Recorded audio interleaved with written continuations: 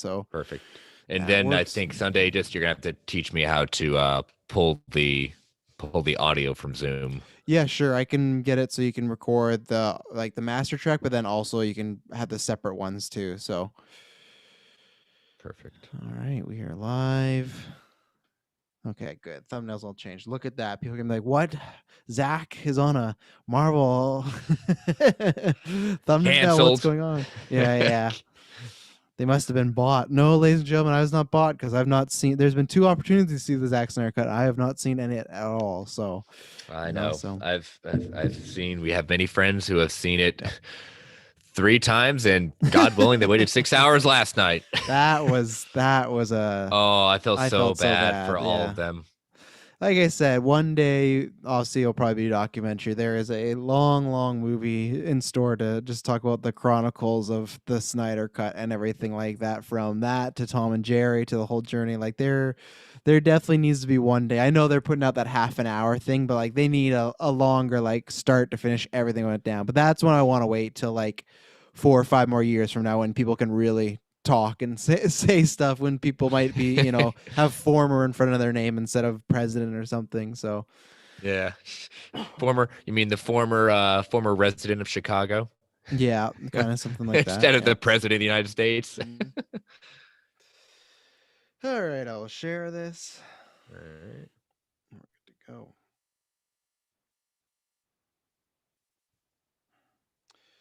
I didn't put a I quite question enjoyed mark. the What If. I hadn't read that one. I've had it in my queue for a while. Like a lot of What Ifs. It's Mhm. kind of like but it was surprising. Certain ones you can kind of say, oh, it's kind of predictable where they're going to go, but they did a good job with it. Yeah, another depressing one too. Oh, cool. Wasn't expecting a happy ending, unfortunately. Yeah.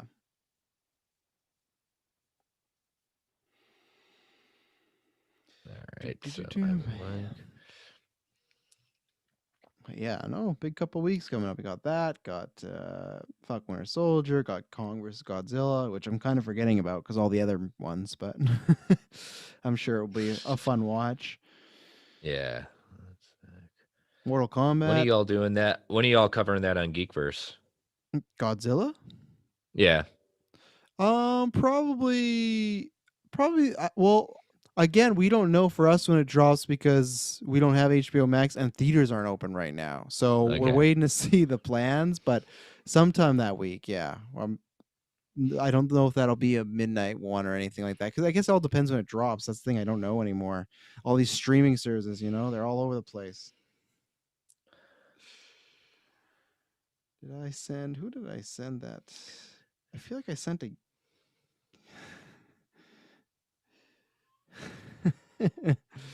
Oh, I don't even want to get in this debate.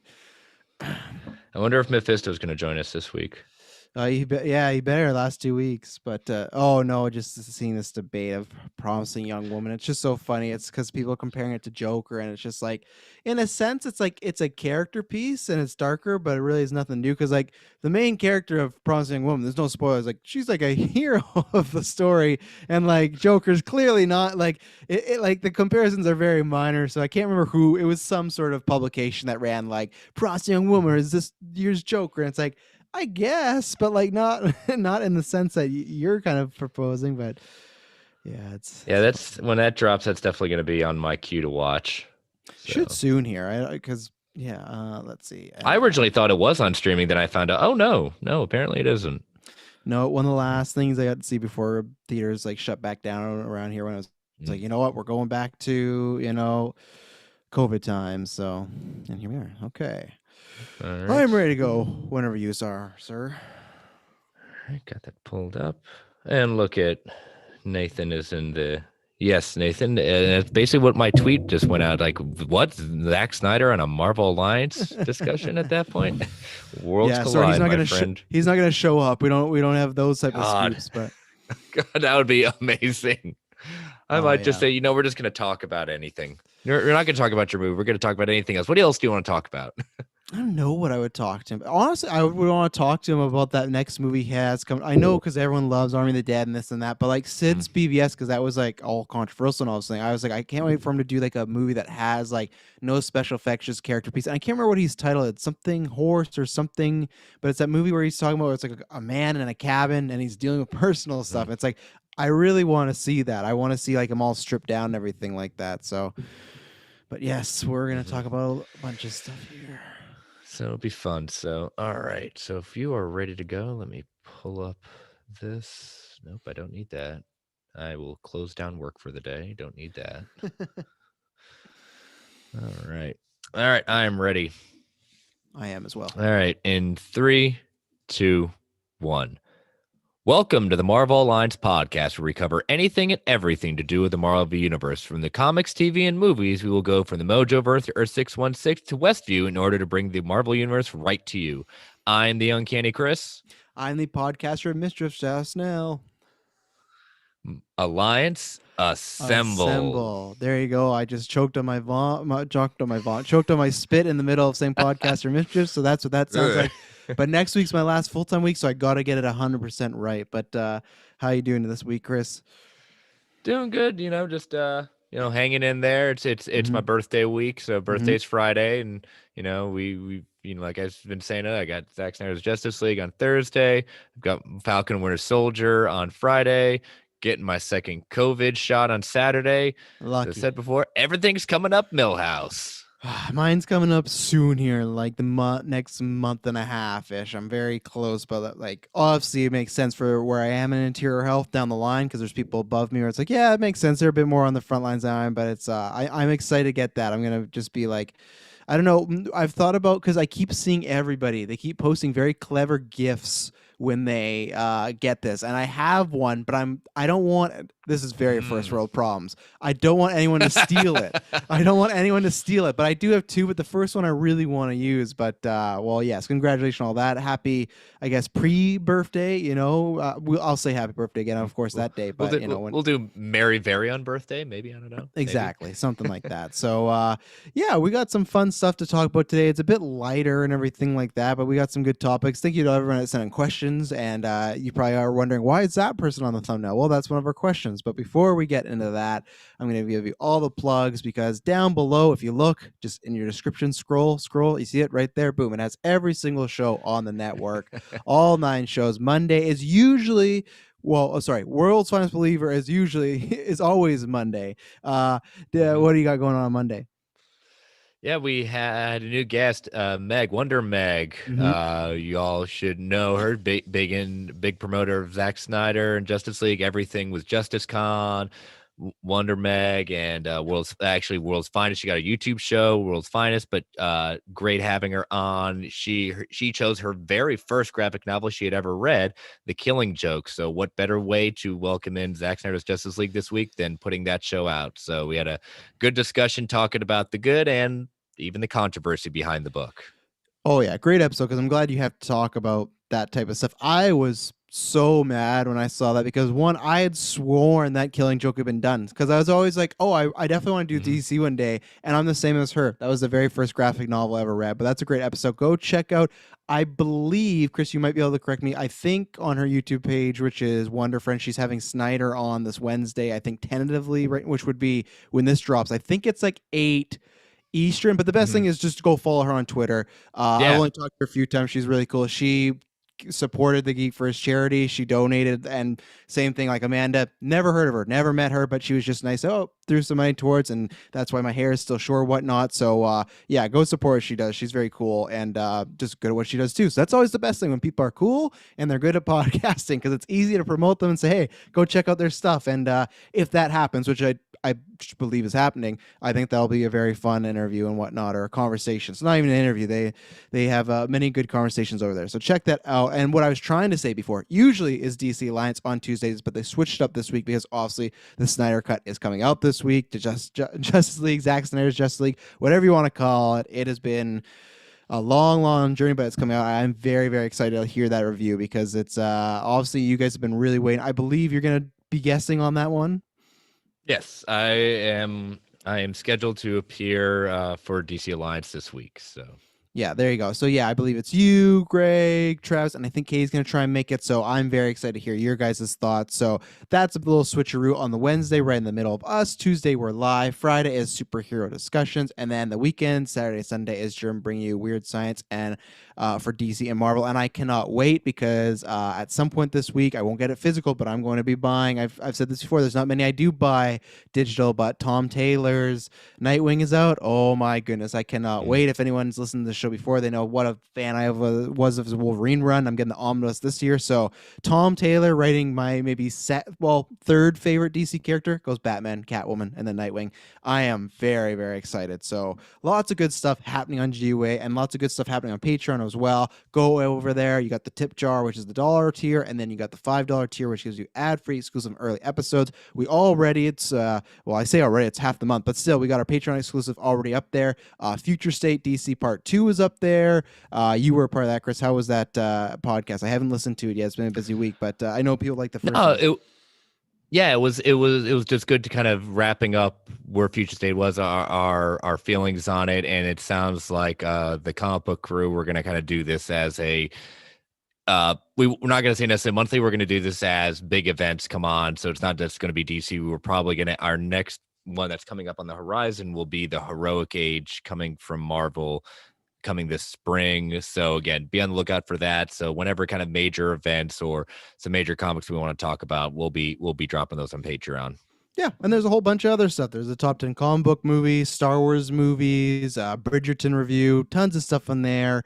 And our amalgam chats. It's one day I will be back on those, which is funny because our main topic, which we're going to do first, is an amalgam chat I had planned for the very first one I got called in the work. But yeah, we're doing something a little differently because we're going to have a question at the beginning, and then we're going to have some news, and then do some questions at the end because we got this question, and we actually had seen it. It was kind of like a trending topic today, a little bit of Zack Snyder with Marvel. So I thought, put up front, it's Zack's week, and, kind of smooch off that and get some nice conversation going, and that's what we're going to be doing. So Chris, what was the question we were directed our way about the man who just directed just directed Zack Snyder's Justice League 5 years ago, but is putting out the movie this week? Yeah, this is coming from John. I know he's got two questions, so we're not going to forget the other one that's going to come later in the show, but this one, he said, what MCU character would you like to see Zack Snyder make a movie/series about? Now, I know he's been asked that question before or interested. He's kind of gone on record, at least now, that it's not something he's wanting to do. He praises what the Marvel has done, but just not in his wheelhouse right now. Mm-hmm. But it's fun to have some fun to say, like, what would fit in, what us fans call him the bosses, kind of what could he do? What would fit as a Zack Snyder? Because again, yeah, he could take any property just like any director, but something's got to, like, if you see Zack Snyder movies, you can say it's by any director, but particularly with Zack Snyder, there's certain characters, certain maybe properties that could just work with him. So I'm going to defer to you since this is your penultimate show at that point. Why don't you tell me what your character would be? Well, it was a good conversation because it came up. I think he did. Where did he do that interview? Popped up that Marvel quote recently too. I can't remember. I don't think because Vanity Fair was the other one, but he just did a whole big spread or anything like that again of answering a bunch of questions, everything. And they asked him about Marvel, and he said, well, the reason he did, like, one of the reasons, not the whole reason, but a reason he did a different approach with DC was because he saw that they were doing like the action comedy sort of thing, and this is the best thing this week as well too, is showing like, just you can like both, as always, it's completely fine. He says they do that, I'm paraphrasing, like, does that phenomenally. Like, they do that, out of people that are doing like action comedy films, they're the best at it right now, so why compete and go the other route? So this is something that will never happen. The same way everyone lots to joke and be like, oh, Christopher Nolan coming to Disney, I think that could happen one day. He'll never direct a MCU type of movie, and I know we got a question about later, if we ever get to a point where Marvel is doing their type of Joker, Elseworld one-off tales, then sure, maybe. But I think we're a long ways away. Not a long ways, but at least, I guess a decade's probably long. I think we're at least over 5 years from that actually happening. So I'm going with the Punisher. Now, I'm doing that because, he already kind of directed a Punisher movie in BVS with Batman. No, I'm just joking. I love to just, poke some bears. But no, the reason is because I think that is a character that when I was talking about what we were talking about this off air, maybe you'll see in the credits, is like the thing that I'm looking forward to most Snyder coming up is not his big action stuff, it's kind of the more character things. And the other reason as well, and there's a few, but one, action. I think if you think about Frank Castle, you think action right away. That's a no brainer for Snyder. That's people, I think, even maybe some people that are kind of really idiots, but I think the most people that might go, hey, these films aren't for me, can always look at his films and go, wow, stunning action. He brings that. I think, and not to make it too sad and personal, but I think there's parts of that character that Zack could relate to as far as loss, which he's talked about before already with these interviews building up. Like you think about Frank Castle, you think about why this charity has started for Zack. I think there is tones and things he could relate to that character that he could bring to himself over that. And I do think that's what some of that film is he's going to do later on about. Like I said, I think it's about a man in a cabin kind of rediscovering himself or discovering some things about himself. I think that's going to be a very reflective film. And I think he could tackle Frank Castle really well. And not that they're the same, but if you think about some of the tone as far as the action and the bad attitude as Punisher, you look at what he did with Comedian. Out of everything he did in Watchmen, he knocked a lot of things out of the park, and Comedian was definitely one of them. He got that tone perfectly down, and I think that is a character that if you misunderstand and you make him too heroic, you can go the wrong way, which I don't think he does. I think he does a fine. I think with Comedian, he does a fine line of this guy is a hero and he has a heart, but he's also a tremendous piece of shit that we all should hate. And I feel like Frank Castle's kind of the other way, where he is like a piece of crap because he's doing these things, but he's doing them for the right reason and he's against the law. And I might jokingly about BVS, but like my thing about with Batman and that what he's trying to portray was this is a guy that some people think is doing the wrong thing, and it doesn't matter he's going too far, or it doesn't matter he's stopping crime. He is taking above himself and the police to maybe be a bit more brutal on them to try and get things done. So I think there's parallels to that. I think there's other things as far as if we're just doing like a what if thing. I've always said like Blade or something like that, like Elsa Bloodstone would be fun because I think he likes the supernatural stuff. But I think with Blade, I think they're gonna. You already look with the writers. I think they're gonna get a black writer because I think there's gonna be a Black Panther slant. I don't think it'll just be about him being a vampire. I think there'll be other things. But yeah, Punisher is my one because just for all those reasons, as far as action, I think he could connect with some of the material, and I think that he's shown with the characters before that they can do a fine line of the kind of anti-hero or grayness of a character as far as what we gonna do. And like I said, just imagine Zack Snyder getting to do a set piece with Frank Castle in the battle van, like that has just like goodness written all over it. So that's what I would want. I don't think that'll ever happen. I think I think legitimately if a year from now Kevin Feige announced like Zack Snyder was directing an MCU movie, I think the internet would literally break. Nothing would ever happen. Like it would just be done for a week and people wouldn't believe it. So what about you, Chris? Yeah, I want to point out the all in the game. He pointed out in the chat, and it gave me I remembered exactly what he was trying to say. Zach did say he did answer that as Elektra is probably one that he would gear towards, and Yeah, that'd be great. it would make sense because he is a huge Frank Miller fan.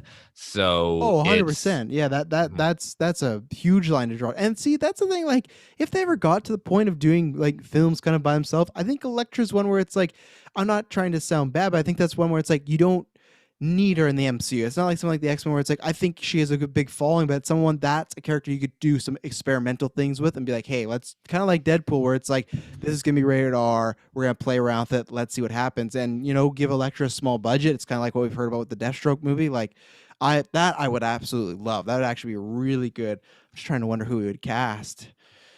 it would be very interesting. I mean, maybe Yeah. his casting could be, do we go with, a tried and true or a new Elektra, Yeah, does he get? I can never pronounce her last name. It's like Carlo Gugino or whatever. The girl who's Yeah. always like, yeah. He said he would have cast as Catwoman. So Such a Yeah. good casting, but now I've delayed enough of my deflected enough. I could see Punisher. I did originally think like in your lines, kind of a dark street level one that would be great. I kind of went in the sense of I love how his visualization, he does the cinematography he works with, the flashiness. Sometimes it's pops so many different ways. He knows how to do action. So I want to give him a character that has the action that gives him a challenge to do it. I want him to do Miguel O'Hara Spider-Man 2099. Oh, that would be very interesting. I like that because I always hate when people go and well, I didn't do that exactly because I think it's a bit different. But when they say like, oh, it has to be directed by like a Denis Villeneuve, it's like, well, he already did that with Blade Runner. He'd just kind of be doing the same Mhm. again, you know. Where that's where I Yeah. don't think like my pitch as far as Punisher, it's like Batman played with those ideas and the comedian is just not a minor, but he's not in over half that movie. Where that would be very interesting. He would have to. Yeah, I think it'd be kind of comparable to, and it sounds weird, but almost Sucker Punch in the way that that had such a grand That scale. and that's where I kind of get my idea from is Hmm. just seeing that kind of grand scale, but also it's not Peter Parker. It Yeah, is a completely different, someone who is modeling himself after Parker in obvious ways, but has a lot of different. It's a new it's a new kind of city. It's New Wave of New York, New Wave of York. You've got his background, his ethnicity, but just the heroes that you can make references to the past, but you're not beholden to, tons of comics about it, but it's not as much in people's memory. So you can kind of play with it a little bit more than people with Peter, you know?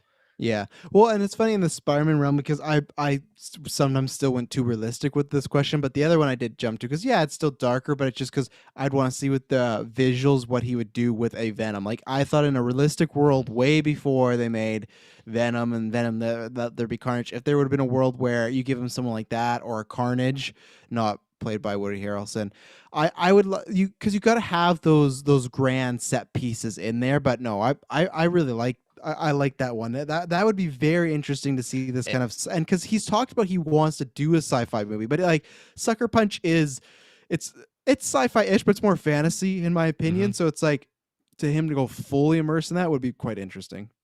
And especially how he got his powers is not it's Hmm. just like it's not the spider bite. It's I don't Yeah. want to ruin it because it's a really different origin story of how it comes about, but that costume, that Oh costume, I yeah. want to see that so badly on the big screen And that's because one thing. it Well, and go that's ahead. just one thing he does great as far as like look at the outfits in Superman. Like Watchmen for the most part. Watchmen they had to adapt some stuff because you look at Ozymandias' costume, you can't do that live action in that sort of sense. They did it in the show that worked out, but not in the sense of this. But you look at Batman, Superman, Wonder Woman. You know, like I know people Mhm. always want to debate about the trunks with Superman and everything, which is funny because he actually wanted to try and do some trunks, but like that suit is gorgeous. Batman's suit is Rip Rad Frank Miller. So you know the suit department and that would look great. It's not they're not gonna kind of go back and be like, oh, is this too much? You'll be like, no, like do it up more, you know. So well, I'm look at Jesus, look at Steppenwolf right now. Like look what he has going on, you know.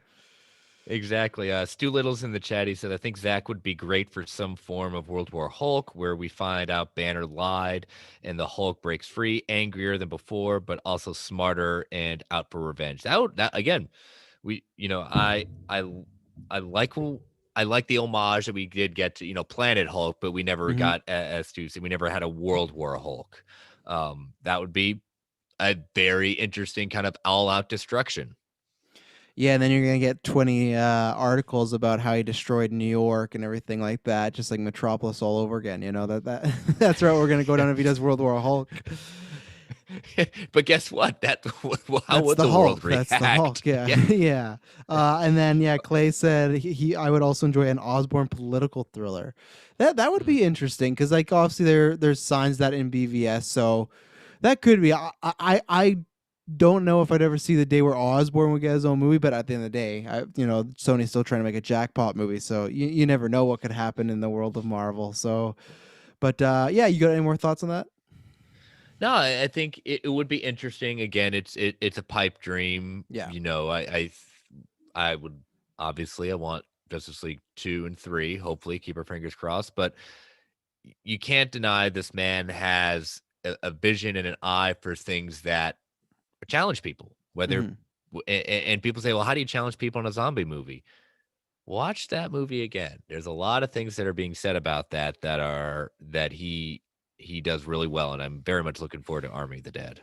Stuart Little, that is a great one as far as Chris was talking about zombies, Oh, you're Marvel speaking to my zombies. heart, Stu. That would be the best if, like, literally, because you'd have to get to a point where they're already doing the Joker thing and they're off on their own, and it's like, hey, what do you want to do? And yeah, maybe he wouldn't want to do that, but if I just like, we want you to take, you can use all these heroes, cast some different actors and just go. It's gonna be an Elseworld tale. What if? And maybe that's the only hope, because I would like to see it one day. I don't think it'll happen, but I still would maybe somehow like to see him like direct an episode. The only thing is, though, it seems like, as we've seen so far with WandaVision and other stuff, that they like to stick with the same crew. Where if you look at Star Wars and The Mandalorian, they're like switching directors, switching styles. Where Marvel, because it's work for them, they say, hey, we want to stick this style and do it this way.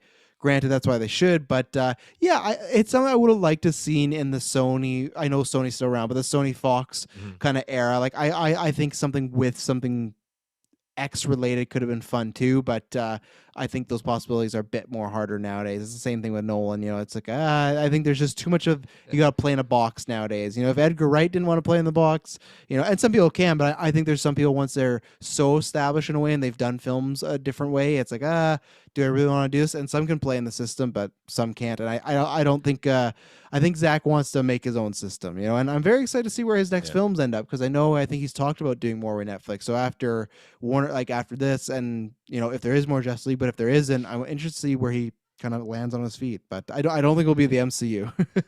Yeah. So did you want to do John's second question now, or did you want to wait Well, for yeah, we can do, because we later on? kind of talked Okay. about it now. Yeah.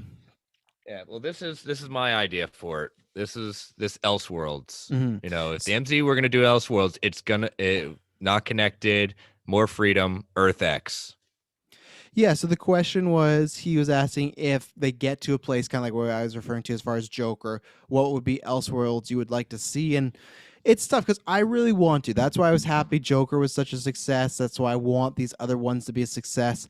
Like, the obvious one I've said before is a kind of. It's tough because I don't count the Sony stuff, but I do want more if they say, hey, I want more continued and whatnot. But as far as Elseworlds go, it's tough, because it's like same thing, like my kind of my knee jerk reaction has always been like, oh, I would have loved like an Ultimate X-Men, because you know how much I love Mhm. that, and to see that type. But it's like, I don't think they may do that in MCU, like kind of how they did Ultimate Spider-Man, but that wouldn't be their Elseworld. It wouldn't be that. It's kind of tough, as far as I don't have one that jumps out as far as one that I think would be realistic for them to do. I know zombies is ones where like, yeah, that makes sense. Maybe What If can give me some ideas later on. But I other than zombies, I don't have one that, which was already shouted out, I don't have one that is really jumps out to me and think, oh, this is what's going to happen. I always felt myself always a bit more connected to the DC Elseworlds that way, because they just kind of do some really radical changes. But yeah, I don't know. It's what is your pitch as far as with Earth X? Like, what would they do there?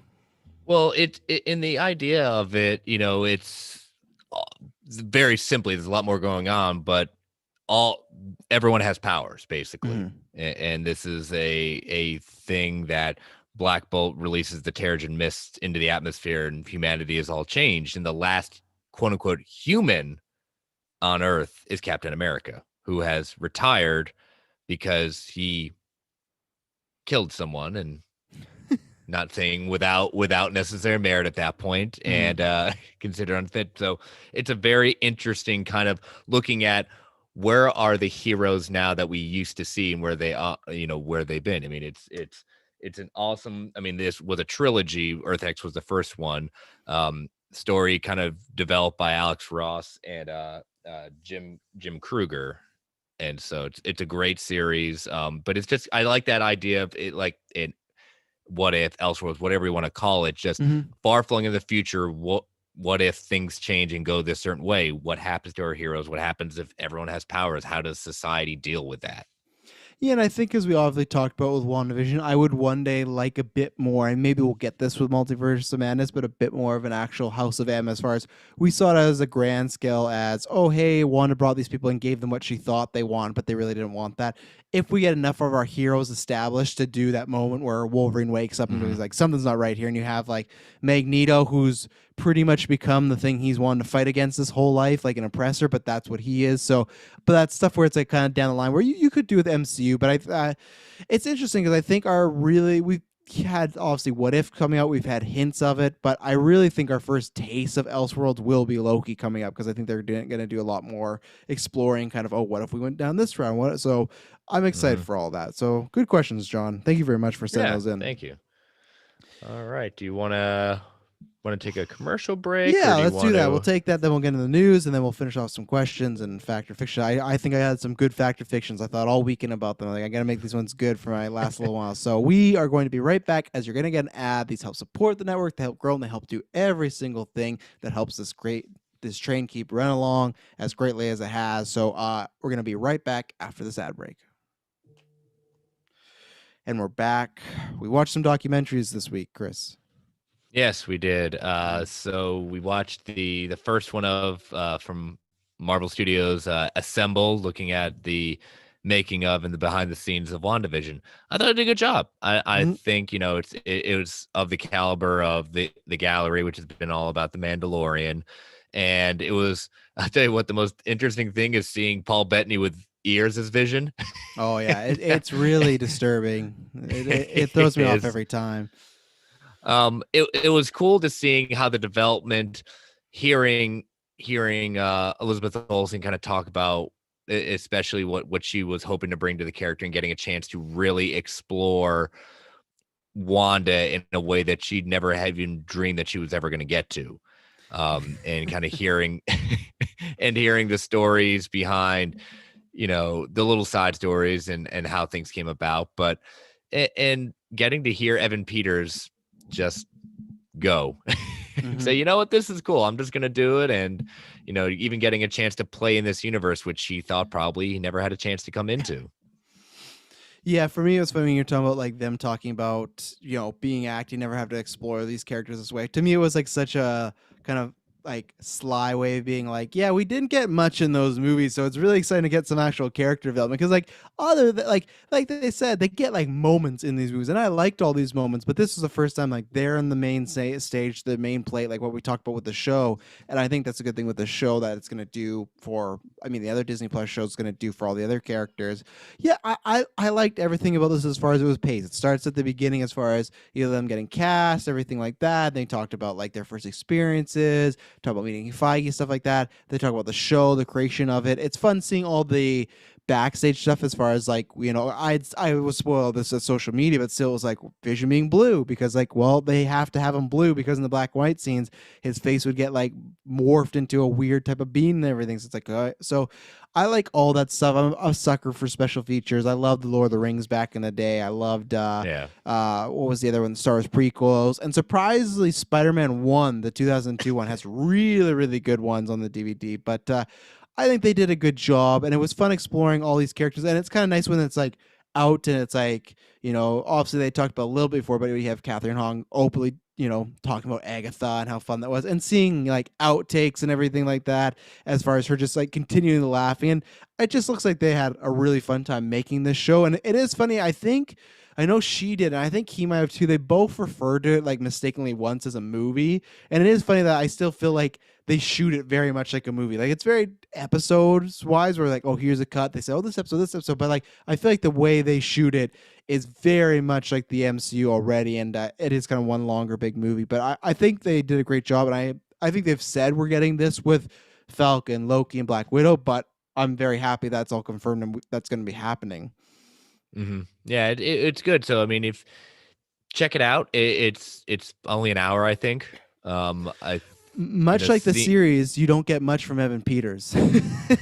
I was expecting He's a a bu- little. I was expecting a little more, or even just some more talks of Feige just being like, "Yeah, well, we thought it'd be really clever. He was in those X-Men," but it's just still like they just like kind of ignored. And I know, like, I'm not sure. Did you see that quote the director said, as far as like, oh, well, I'm gonna stop talking about it, because there's only so much I can say. And I know lots of people took that as like, well, you never know, that means he could pop up. I just took that as like, hey, we did the twist, this is what it is, and I just don't want to keep talking about it. And I'm sorry if you didn't like it. It's just, I know everyone's I hoping for know. any hope, but it's like, even when I watch this documentary, I'm like, there's no hope for us. Like, he's just happy to be there, and that's fine. It's good to see some outtakes and everything like that. But hmm Yeah, I mean, you could tell everyone had a really great time with this show, and they, I think, as we said it last week, I think they delivered on what they were trying to do, Mhm.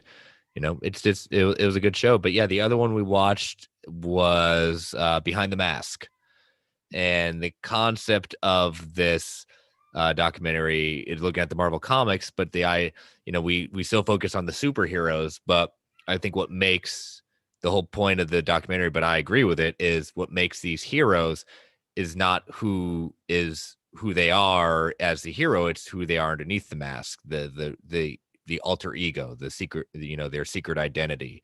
And it went into all the major players at that point of what those all those secret identities have meant and why they were created, but also how they meant to people who later on got to be those characters and not get to not necessarily portray those characters, but get to write, draw, and what the impact has had on them and had on comic book collectors like all of us.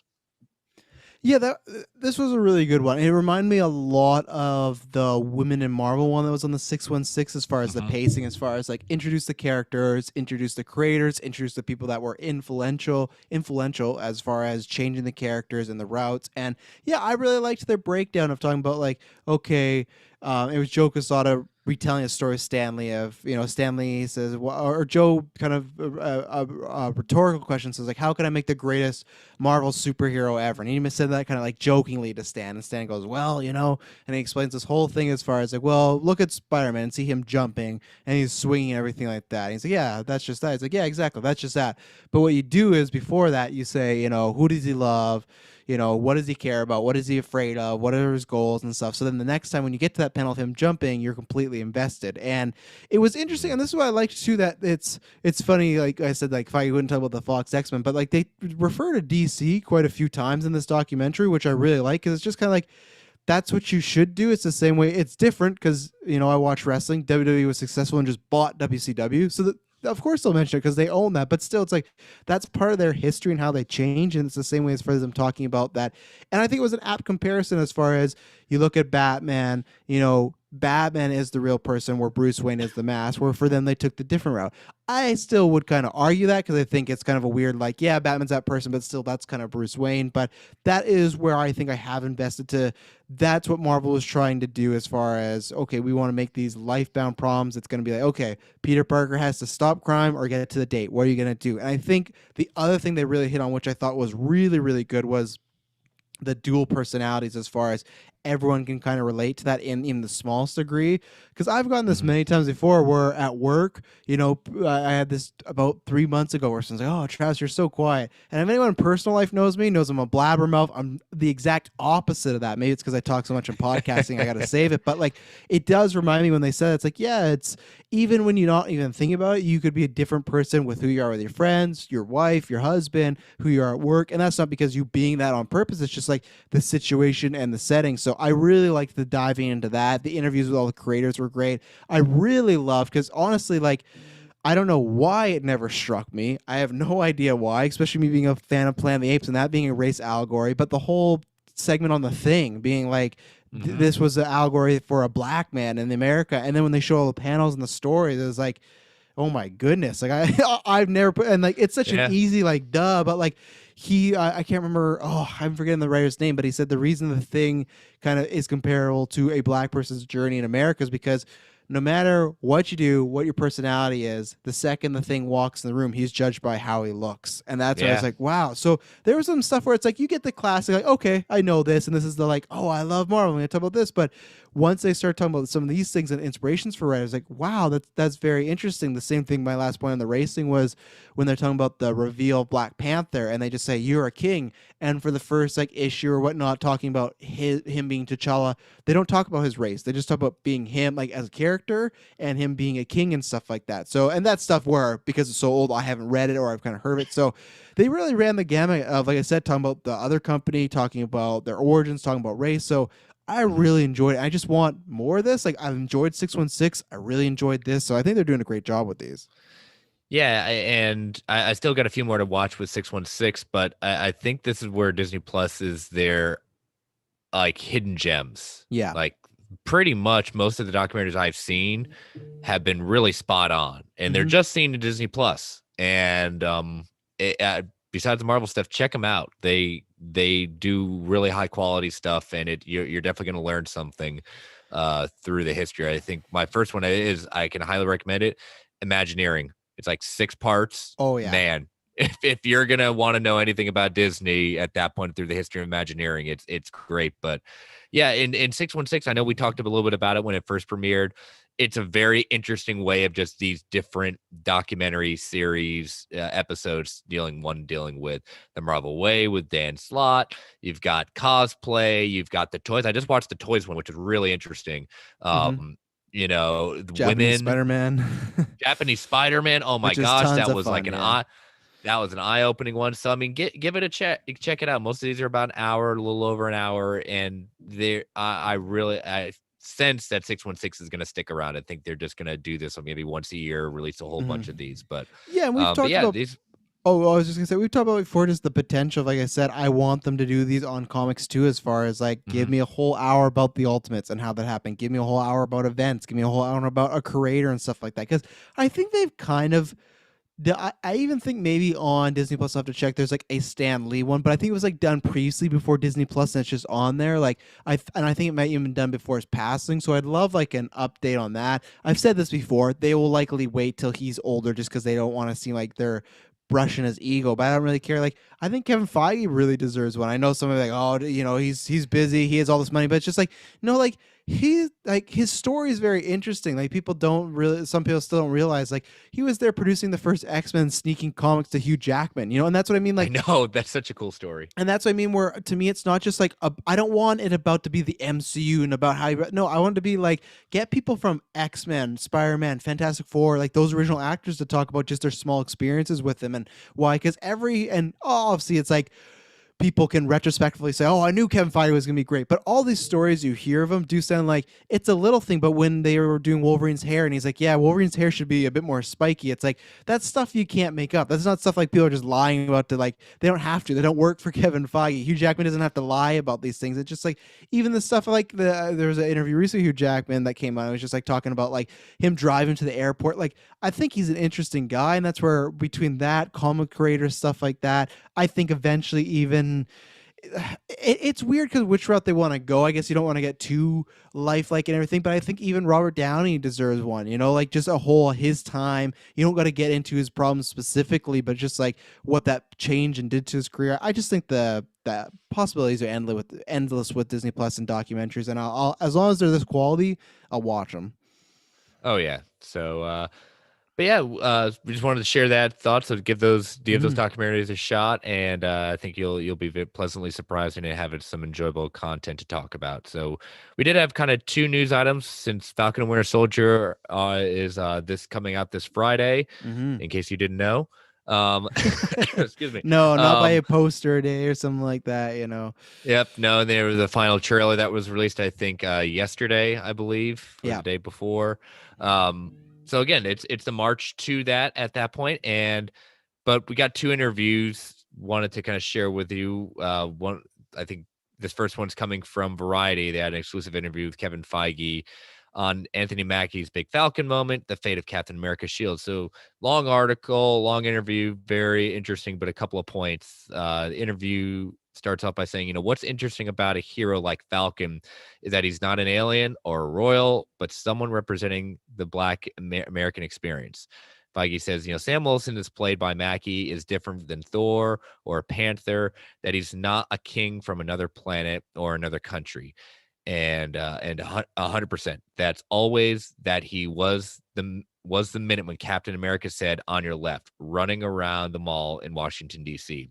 He's a man, he's African American man, he's got experience in the military, he's got experience with grief counseling and with PTSD. That's how Steve Rogers initially developed this friendship with him. What's so great about him in the move to Disney Plus long form is that we get to see much more of these characters. Mackie has this amazing presence, whether he's on the screen for 6 seconds or 6 hours in Endgame. It was closer to 6 seconds in Endgame. All along, we've been asking, where did he grow up? Who is his family? How are we going to get to know him more? And how did he get thrown into this situation? And that's what the show's about. The man, this black man in particular, in a Marvel version of the world outside the window. Hines, I see it in the chat. We'll talk about the final trailer after this one because yeah, it did come out. We'll talk about that. It's one of those that, like Chris said, it came out so early yesterday. I watched it once and it feels like a breeze. But yeah, we can talk about that. What excites me is I've said this before that I am not worried, but I just go, okay, with WandaVision having such a water cooler moment, what is this show going to do to kind of match that? Now, it might not be able to match that sense, but what I wanted to do is kind of what you, me, and Brent have talked about. What I'm hoping they're doing is having that Black Panther slant of there's multiple times where Kevin Feige says a black man, and I don't think he's saying that just to be, just to we understand, we can see, we know Anthony Mackie for years. He's not trying to establish that. I think he's talked about that and PTSD because those are going to be themes in the show. Like I said, and Anthony Mackie's talked about that. I think that has to be a theme in the show, especially with today's day and age. I don't think you can ignore the race aspect as far as what's happening nowadays. And I think it's the same thing as people talked about. It's like, wow, what would happen if it's the same thing I talked about when Obama became president? It's like, what would happen if a black man became Captain America? This huge symbol. And even in this final trailer, which I know we'll talk about in a second, but like they talk about like that this shield means a lot of things to a lot of different people. And to me, this is where like some people might not want that, but not majority, but a good portion of comic book stuff is very political. So people that say they don't want politics in there, it's like, yeah, I don't know. To me, it's the same way. It's just like anybody's country's flag means a lot of things to them. Like if you look at just the way parties are left and right, those two people can look at a flag and it means different things to them. Same thing as that shield, right? So that's to me where if it doesn't have the water cooler moment, that's fine. I want to have these moments because I want to watch this premiere and go like, you know what, they are doing it. And same thing with the PTSD because I think Bucky has a lot of that. So I liked the comments. Yeah, kind of. It's a good segue to the next one. Is when the interview says, "I don't think there's been much said anecdotally, but the decision to hand Sam Wilson the Captain America shield in Endgame. When did you decide, and what was that day on set like?" Feige says, "The day we decided, we were in the conference room, the one that feels like we spend half of our lives in Atlanta, cracking the story. The shield had gone to a few people in the comic books and in the past." But 4 years ago, it did seem like some of the great potential of those storylines and the journey Sam and Steve, played by Chris Evans, had gone on over the course of the films. It seemed right, and he would hand it to Sam. When we shot it, everything about those scenes was surprisingly poignant and emotional on that day. We'd done Tony Stark's funeral, or the quote unquote wet or his wedding, where was our code name for it. That's interesting. It was actually Mackie and Sebastian that came up with the blocking for the scene by the bench, and at the end of Endgame, they walk up and Steve Rogers together as it was scripted. Only Sam noticed the older gentleman sitting on the bench. They came up with this notion that they start to walk together and then Sam steps forward. Even the notion of him handing the shield, him saying it feels like it belongs to somebody else. That's kind of cool that they both those actors who we were wondering, like, again, both have held the shield in the comics. And Sam has been the one to continue on that way as well, but that they recognize this moment and that they kind of came up with how this worked with coming up how this was going to work. Well, yeah, and I think like that's the thing with comics. It's like, okay, it's happened a lot to any storyline of the adaptation of taking what has happened in the past and how we bring it on screen. And I always said this to lead up to Infinity War and Endgame because we kind of felt the switch was going to happen. I just think Bucky was in no position. Like I didn't in the MCU, that storyline would not have made much sense to me of him be like, "You're Captain America now." It just feels like he had been so through it quite a bit, and in a short amount of time, and there's still lots to be resolved. It wouldn't have worked. Where Mackie was the guy to do it, and I also think that kind of tying with the previous quotes as well. I think that's been the biggest thing we talk about with WandaVision as far as it really fleshed out her character. So for them talking about like where he's from, what's his story, I'm very excited to get all that because I think this will enhance Falcon, and I think he was the right choice. I know they're playing coy as far as being like, well, he's not Captain America, but like, okay, we'll see about that when the series ends. But I'm very excited. And Anthony Mackie, it's funny because I remember when I saw Winter Soldier, and I've said this before, when I saw it, I thought, it kind of got a little overhyped for me because I saw it a week late, and people are just comparing to Dark Knight, and then I've Hmm. grown to love and like it more and more.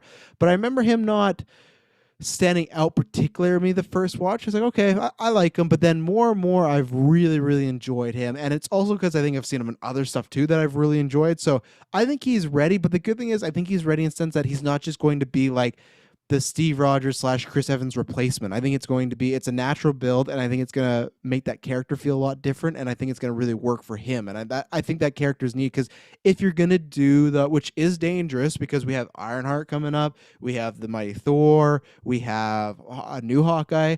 If you're gonna do the replacement of characters, you have to make them unique and different. You don't want to just feel this is the same suit on a different person. And not suit meaning in the Hmm. physical sense, just in the suit of like a character. You don't want to just switch it over. So I think Mackey's going to do great.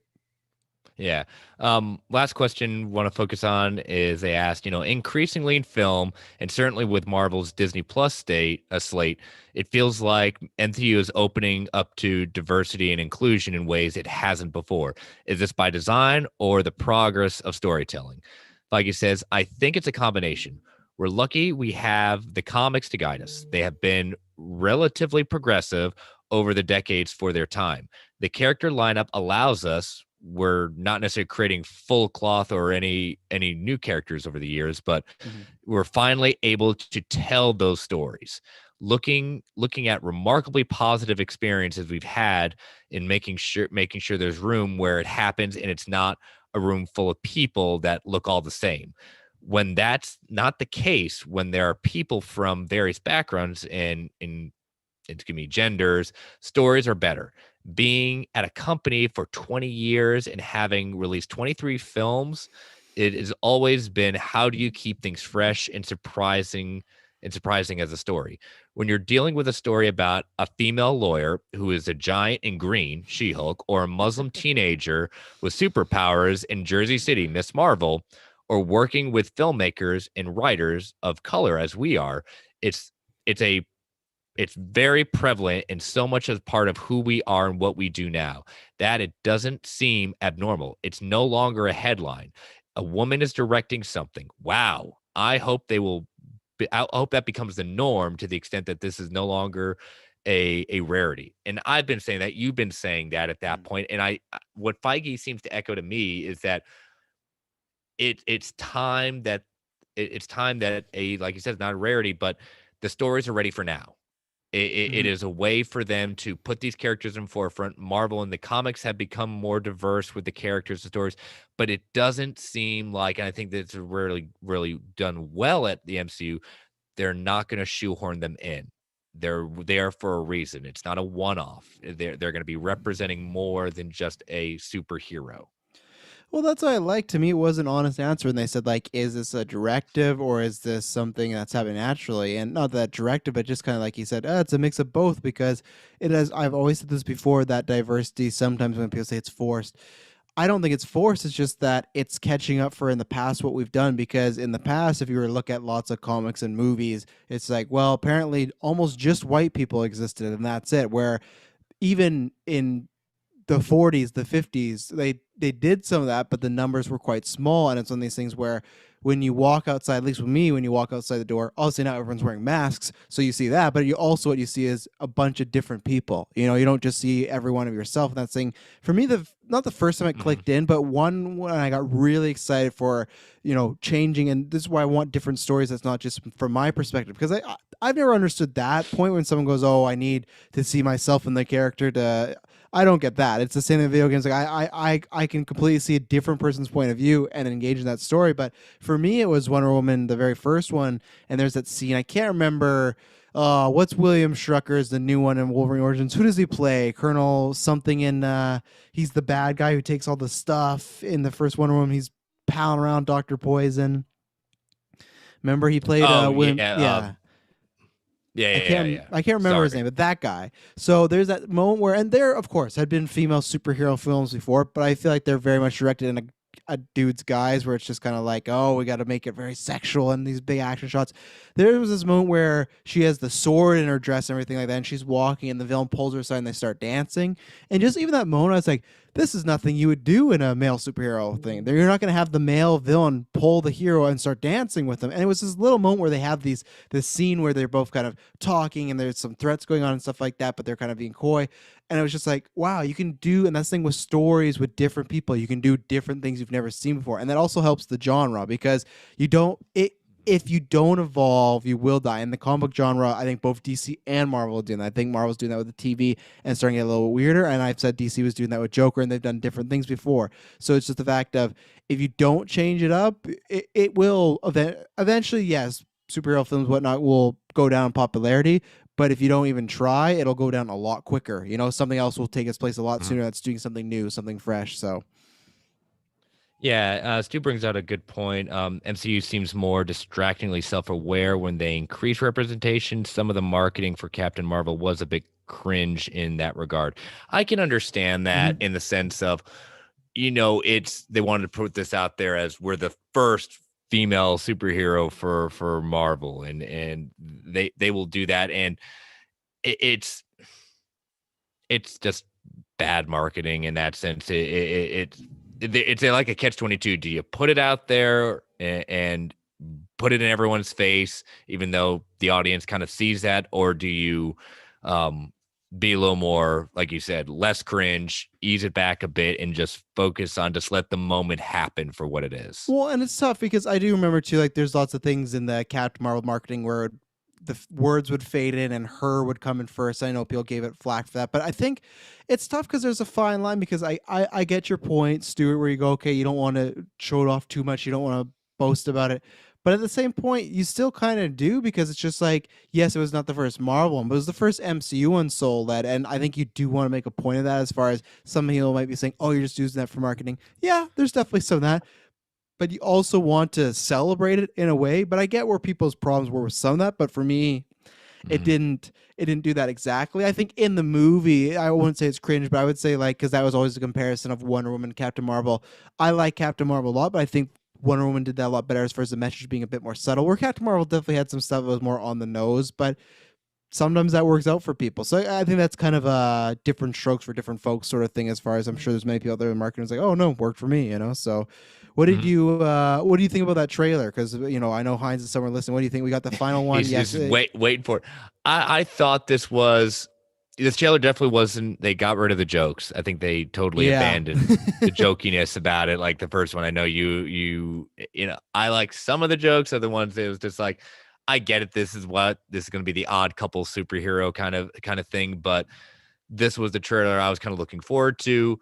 I think they were very much heading on the thing about the idea of who owns the shield. I like the back and forth with Bucky and Sam throwing the shield. That was kind of cool. We've noticed that they have done a very good job of hiding who US Agent is. And I think that's a good thing because outside of the toy marketing, they've done some little revelations about what he looks like, but I say good job for hiding that. I'm glad they didn't reveal that. That should be something that's we experience when it finally happens. Yeah, it's funny, like you said, as far as the jokes, I noticed that right away. Like, okay, this is a bit more serious one, because those jokes, I feel some people, not a lot, but a lot of people were like myself, where it didn't work. There's even ones where they've been showing clips, and there's something. I'm hoping the delivery works a bit better in the show, and I think it will. I think in these clips and trailers when they've just been clipped out, because the thing that's been going around is that thing of them talking about wizards and with the hats and stuff.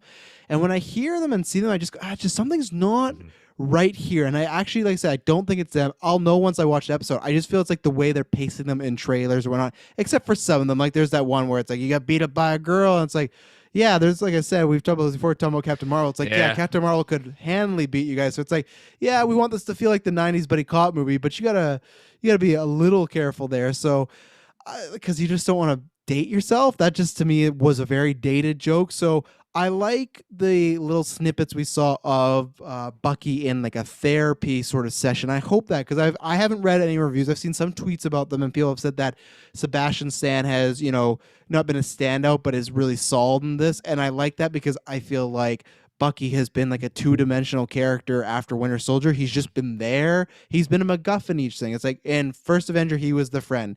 In Winter Soldier, he was the brainwashed villain. In Civil War, he is the MacGuffin. In Infinity War, he's just there. It's just like his role has gotten less and less as we've gone along. So I think this is going to bring some importance back to that character. So I liked all that. Did you think when that final trailer played that they were going to show U.S. Agent? No, No, I no, because a lot of the stuff they just been recycling that football field one shot over shot. and over Yeah. again. That one shot since the beginning we've seen. Even that shot's been used during like Disney Plus sizzle reel. So the fact that we have not gone even close to that, the only thing we've heard, and I thought was a cool thing, is just like we need someone like whoever that congressman or senator or whatever. We need someone who can, Mm-hmm. represent the good and the ideals. It's like, ooh, that's you are definitely hitting on some timely relevancy on that one. So again, I look forward to when they make the statement. It's a lot of history with this shield, and I cannot wait. Are we going to deal with, because we know the casting, the rumored casting, are we going to Mm-hmm. deal with quote unquote the real first Captain America? Oh, and I'm sure the I non-comic cannot wait. readers are gonna. You talk about Yeah. diversity and whatnot. I guarantee you, some of the stupid, vile people are gonna be like, "Oh, look at them retcons." It's like, you just gotta read it. It's part of the story. And then Yeah. Stuart Little, you were pointing out that the just a girl in the climax for Captain Marvel. I don't have a problem with that song. I had a problem with the placing of that. I had a problem with the editing of it. Chris, how come in a Mhm. scene where you have a jukebox and your character could possibly get thrown into it to start the music, they start the music before and then they throw her into the jukebox? Are you kidding me? This is stuff you learn in middle school, film school. It's just like it was right there. As we've seen with WandaVision, they do that a few times where it's like, let's zoom in on this one. That's going to be important. No, it does. So it's just like, and I don't have a problem with them using just a girl in that movie. I just didn't like it in that final battle because it just was off. So yeah, the Captain Marvel like third one, like the third act is kind of the weakest. But hey, go check out my review on Geekverse. I absolutely love Captain Marvel. I had a really good time with it, and I'm excited to see more Brie Larson when we get there. But I was worried as far as back to U.S. Agent. I thought it was happening. I did because I just thought, and that's just where like my excitement and this review, it stayed the exact kind of same. And that's a good thing. It didn't go down, didn't go up. I have a barometer of the show of like, okay, and especially because for like you, Chris and Heinz, and I don't know where it ranks, especially on Brent, but I know Brent said like this was his most excited Disney Plus show. And I know for you and Heinz and others, where Winter Soldier is one of, if not your favorite MCU movie, that's why it'd be higher. So for me, where that's not the case for me, I go, okay, I'm really excited. I want to know more about these characters. For me, it's all about that first episode. Do you think the first episode ends with the U.S. agent actual reveal, or do you think that's later on? Like, and not in the real. Do you think it's just like that full football scene where we actually see his face and stuff like that? That's what I'm You, thinking. It's gonna end on that. you, you know what they could do? They'll have that football scene. You still don't see his face. You still like cut away and then Oh, you cut. yeah, And that you gotta that wait another week. I could totally see that. right as he grabs the mic, they talk away, and especially if they make Riot Russell like kind of talk almost to sound like Chris Evans, like it's not a rip off of his voice, but like that same type of kind of speech and like mannerisms and whatnot. But Mhm. I yes, I want to call out Stu in the chat because yeah. I do agree with this. I think USA he is asking a U.S. agent will just be a dark reflection of Cap, or could you be a Guy Gardner style story? I love U.S. agent. I think it's gonna lean a little more Guy. I don't think they're gonna be that cliche. I hope they are not that cliche just to be dark Captain America, because there was more to U.S. agent than just being dark Captain America, at least in the later iterations of the character, that he is dealing with a lot going on. And I think he'll be more looked at as an antagonist, but at the end, I'm not saying he's going to be a full hero, but the government's going to realize there's only been one Steve Rogers, and this guy ain't going to be it. But I think No. he's going to do something pretty one that's something that they're going to have to clean up from, that he is more brutal. He's going to be a little more just not Steve. But I am crossing my fingers that he is not just going to be Dark Captain America. I think that's not who the character is in the comics necessarily. I don't think so. It could always go down that route, but I said this cheap plug for Geekverse podcast. We did a predictions episode, and we were talking about. For me, I said I felt like, and maybe it's both of them, but I felt like for me, either you're going to get U.S. Agent with a kind of redemptive arc, or you're going to get Baron Zemo with kind of redemptive arc, and I think it's kind of one or the other. I lean to U.S. Agent, but I could also see Baron Zemo eventually being like, you know what, is this the right path, or he does something, kind of whether it's Thunderbolts or something. I don't know. It's difficult to see where he's going to land, but I think U.S. Agent will be around, and I've again talking about Thunderbolts. I think he could be a prime candidate for that too, as far as a way of like, hey, I want to help out, but I did wrong. And Thunderbolts, especially, is usually being watched after by someone, so he would be, under someone's guidance and stuff like that, supervision. So I don't think it's just a one-off, but you never know. I hope like maybe he is just the guy Sam fights at the end has to be right. Could be. You never know, but Yeah, yeah. I'm more thinking. I think Baron Zemo is someone we can understand, but I don't see him having redemption. I could definitely see U.S. Agent as being this guy that kind of like Sam does. Like he's going to be like, the government picked me. I'm Captain America, and has to deal with that chip on his shoulder. It's like, hey, are you really? Are you really? And you just, kind of dealing with that idea that people always questioning him, but trying to say, they picked me. I'm the real one. And Yeah, kind of dealing with that. Yeah, the only reason why I talk about Zemo is just because, unlike the comic books, I feel like they did make him a very sympathetic villain in Civil War because I agree. he was obviously like the family route. That's a big thing. But even just the little moments of Black Panther when he's going, they're gonna have their final kind of outing here, their final interaction, and he says, "I'm really like," he apologized. Like, he's like, "I'm really sorry about what happened to your dad. He raised a beautiful son," and that's not really a villain. Like, that's not a villain thing, like for the most part. Like, they wouldn't care about like that T'Challa's, a kind person. You just want to get it. So like he had a goal, and he felt like he felt sorrow for the people he had to hurt on the journey there. So that's why I always say that maybe he wouldn't be full on, I'm on the team, but I could see him almost like joining something like the Thunderbolts or a different team that is kind of a anti-hero antagonist thing, as far as, okay, I do want to do right. There is so many superheroes, so what do I do? Maybe I got to work it from the inside. Maybe that's his kind of like, I could see him ending up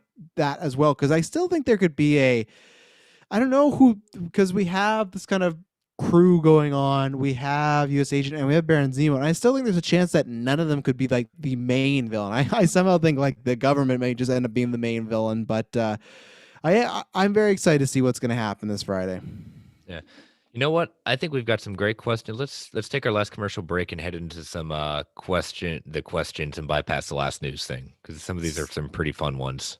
I agree, sir. So we will be right back as usual. And we're back. We're back with some, we put out some questions because it was a little lighter news and whatnot. And I wanted to hear from some people because it's been a little while since we put them out, because we only had WandaVision and news. So, what are some of these questions we got here, Chris?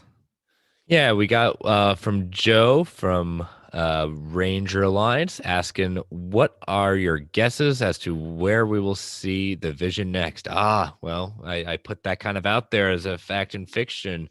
I think that we'll probably see him in the movies first.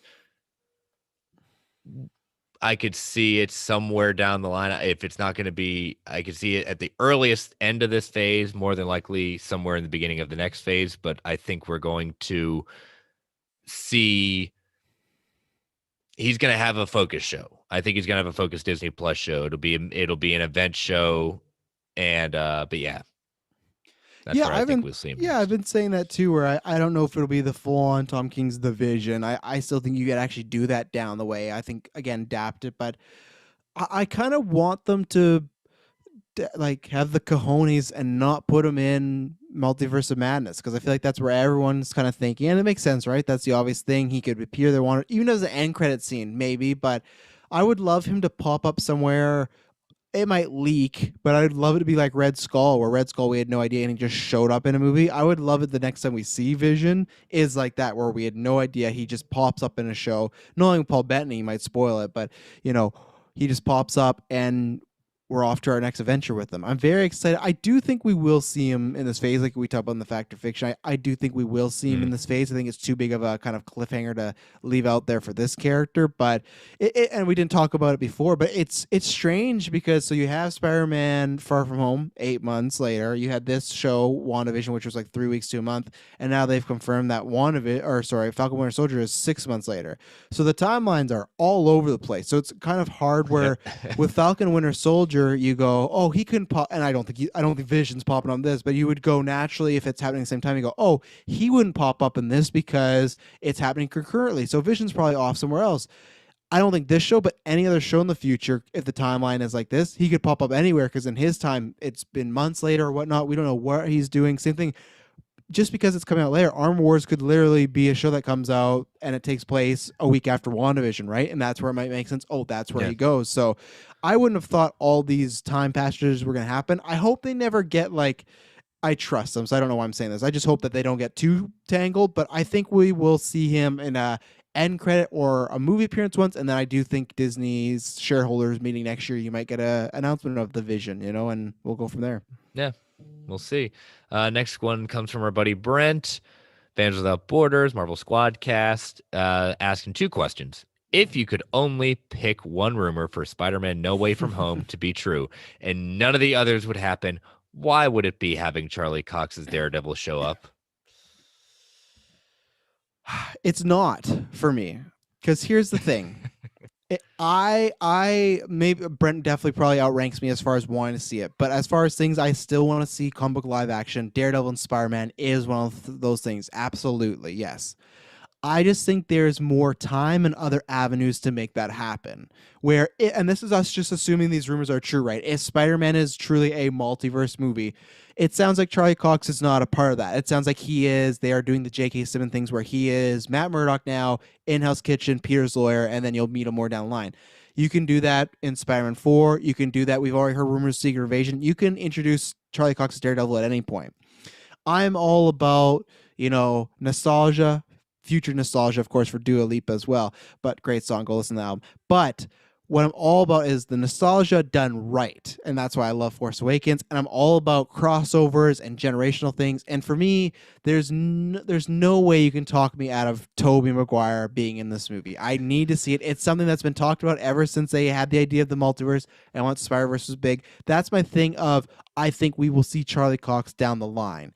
And I really, because life happens and you don't know when you'll get a shot to do this, and it's like if everyone's on board, do it. I do not now. If you were to tell me Tobey Maguire's going to be playing like Ralph Boner or Uncle Ben, then I'd say no. I think the Alpha Ben, he's like a superhero on a different planet. No, the Uncle Ben casting is cute, but I wouldn't want that. So if the asterisk says Tobey Maguire as Spider-Man, then yes. But if he was playing, I said a cute like, oh, he's Uncle Ben, wink, wink. I don't want that. No, thank you. I just got that WandaVision, so I understand Brent's point, but I'm still on that Tobey train.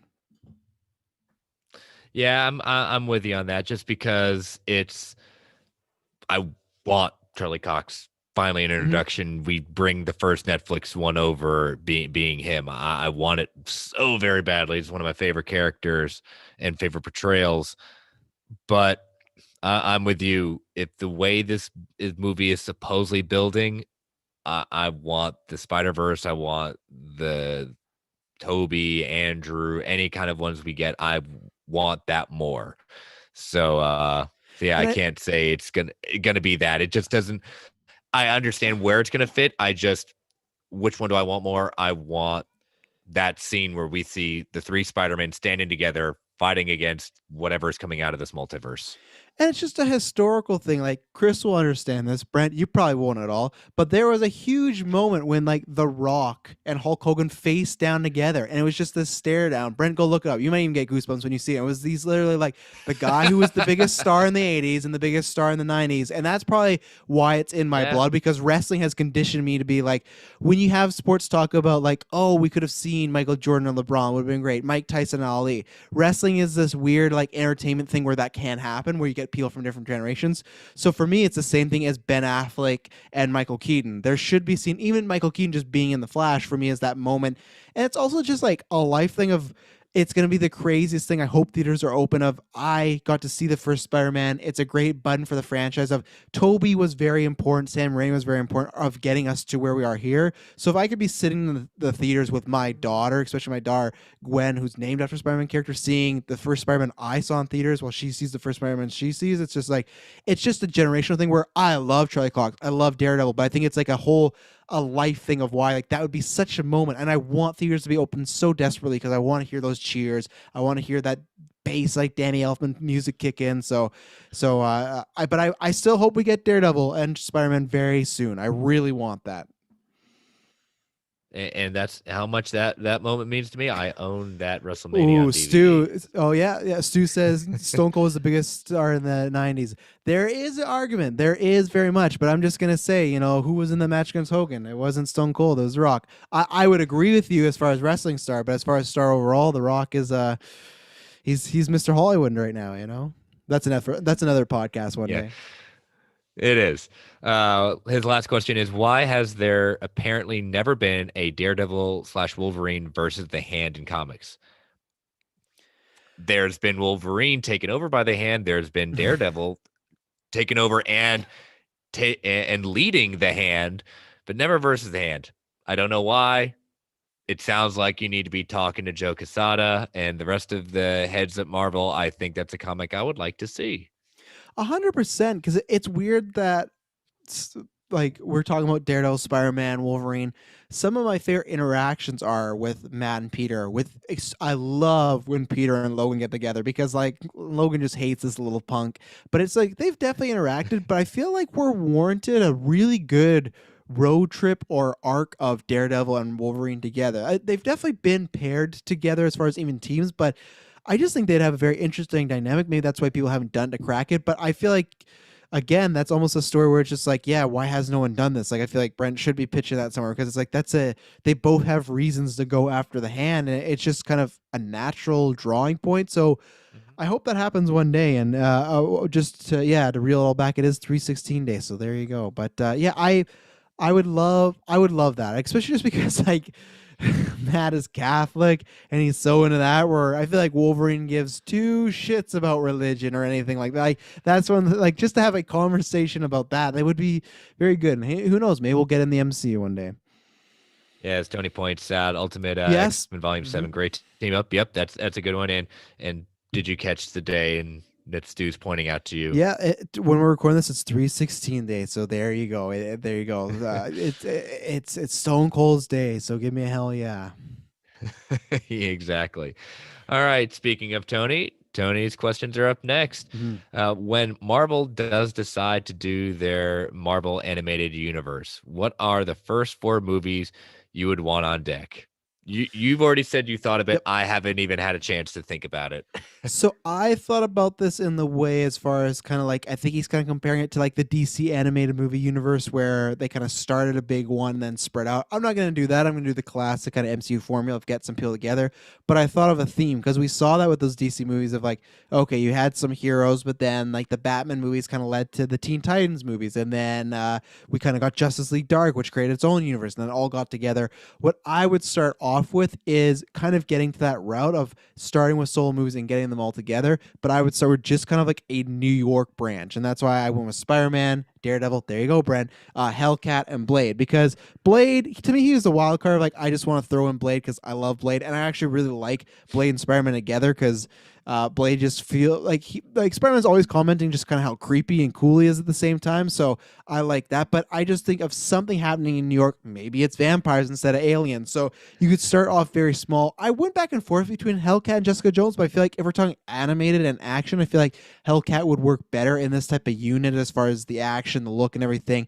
And Spider-Man and Daredevil, I think Spider-Man, like, we've seen already what an animated movie can do. So obviously this would be a different guys, but I think something Daredevil would be very interesting if you do. You don't have to go mature. I'm not saying make it rated R, but a kind of detective noir sort of in the lore sense of, or even just doing, they'd make it a bit more puffy. They'd make it a bit more like, okay, we're Daredevil and here we go. But something like Born Again to see an anime would be great. But yeah, that's those are my picks where I'd do those four and kind of bring them all together. But they kind of have different vibes. Where Hellcat's the action one, Spider Man is the kind of kid friendly, very fun adventure. Daredevil, like I said, is like it could be a mystery. He's working on a case, and Blade's just the full out supernatural. We're gonna have monsters and weird stuff.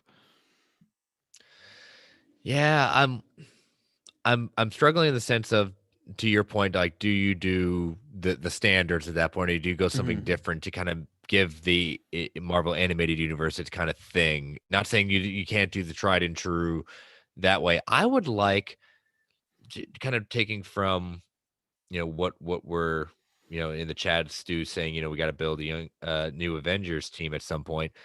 Why don't you make the Marvel animated universe build the Young Avengers team? I'm not saying Yeah. not like not have them in the MCU, but I'm just saying an idea that just kind of came to me is like kind of do their kind of build it starting with Young Avengers, and kind of take that. Not saying it says that the Avengers are still out there, but as these were inspired by them, have them go on there and kind of build it from there. So I'm cheating. I didn't pick 4 characters. I just want to do that idea. No, I think that would be good though, because there's lots of characters you could explore and everything. They're already doing that a little bit Yeah. with those. I can't remember what they call them, but they kind of have like those female heroes all together and everything like that, and kind of more educating. So yeah, I could see something like that. He's got a fact or fiction for us. Fact or fiction: Cloak and Dagger, not Cloak or Dagger, Cloak and Dagger will appear within the next 7 years of Marvel's Disney Plus shows. 7A. It's lucky number 11. Good movie, by the way. I will. Huh. I'll say. Go ahead. Yeah. I'm gonna say fiction. I think that they're going to give it a little more time to air to breathe, that and Runaways. I think especially since we're all assuming in where they're building an Avengers team. I'm saying they can't be there, but I think we're still a little ways off from Cloak and Dagger coming back yet. Yeah, I'll agree, but I think if he put it at 10 years, I'd say fact. 7 is just that sweet spot for me where I'm like, oh, it's close. Like, I'm really 50-50 on it. I could say fact is they might even get introduced as minor characters, because it seems like in every event in the 2000s, that Cloak was there just to transport people away. It's just that's what he was there for. But yeah, I'll go with you. I'll go with fiction, but it's not a hard fiction. I'm Yeah. It's a good one. Hero Rising. Yeah. There you go, Tony. That's what it's called. Yep. Those female hero these team, two actually came. These two came from our chat early on when we started the show. I made sure to grab them from the game. Given Damon Lindelof's success with The Leftovers, Ultimate Wolverine versus Hulk, which Disney Plus MCU property would you like to see Damon Lindelof do? Ooh. I'm gonna pitch one going way back to our first episode. I would like him to see him take on Secret War. The not Secret War, Secret War. The kind of spy thing that eventually led towards some big events, some pretty big events in Marvel at that point, with Nick Fury, the team his Black Ops team he assembled. I think he could do a good adaptation of that. Ooh, this one's tough, because this is a guy, showrunner of what I think arguably is, with Daredevil, the 2 greatest comic book shows. I don't want to pick. That's a different cast for one day, but those are always my 2 go-tos as far as those are the cream of the crop when you talk about superhero TV shows. So I would want something that is dealing. It's tough, because I almost think it's happening right now, but I feel like I'd want him to do a political thriller. You already have that with Sam and Falcon, everything like that, but I don't know, and I don't like prequels, but I feel like if the route to go is like a young Nick Fury or something like that, I think I'd want him to do something that is a bit more dense, a bit more plot driven, a bit more heavy. I think Secret War, that was a great call out. So that's where it's like, okay, you got that. Here's a little X-Men spin on it. I think you have to make it like really, not dense, but just a bit more realistic's the wrong word, but just kind of attuned to his world, because I think you could do the Lost stuff where you have mystery, but then also the Watchmen where it's like there's a conspiracy or something going on. I do, and we've talked about this before, like a Weapon X type of show, something like that, whether it be the creation or a certain character going through Weapon X and him following that character, and even if just following the government as far as them trying to get this operation going. I think he's done very well as far as if you look at Watchmen, him dealing with governments and stuff like that, and his team as well. So that's the kind of route I would go. I think I would do something with the government in the MCU. If Sword wasn't, already off to these shenanigans, maybe something like that. But even with space, like that's a bit too much. Even though if you watch Watchmen, they get pretty crazy. So that's kind of my two pitches: either some political thriller in the vein of Falcon Winter Soldier with a different character, so a young Nick Fury, or maybe someone else, maybe a Patriot one day or something like that, or a Weapon X, something to do with MCU and their government intertwined. Yeah, that'd be good. And speaking of Weapon X, our last question comes from our buddy Nathan. Should Wolverine's first appearance be with Alpha Flight in the MCU? I know you and I have definitely talked about this I think before. as Nathan's brought it up so much. I think it would be a good way for Kevin Feige to put his stamp on Wolverine. I think that would be a good introduction, and it gets them to play with a new super team in a different way. And you being Canadian and our other Travis being Canadian, this could be way to introduce the quote unquote Avengers or X-Men of the North. Oh yeah, I get a roll. I'm still gunning for Wolverine. I'm almost his height. I'll put on the weight. No, it's tough when you do. Could he be an Alpha Flight? Sure. Will his first appearance be there? I don't think so. I think his first appearance will be in an end credit or meet. And I do, even though they were all small rumors, we only talked about a little bit a couple weeks ago. I really liked that pitch from Daniel Rickman of doing almost like the Captain America, Captain Marvel of his movies being in the past, and then him eventually interlinking with the X-Men. Now we don't know. He could literally get the claws and adamantium in today's day and day. I don't really.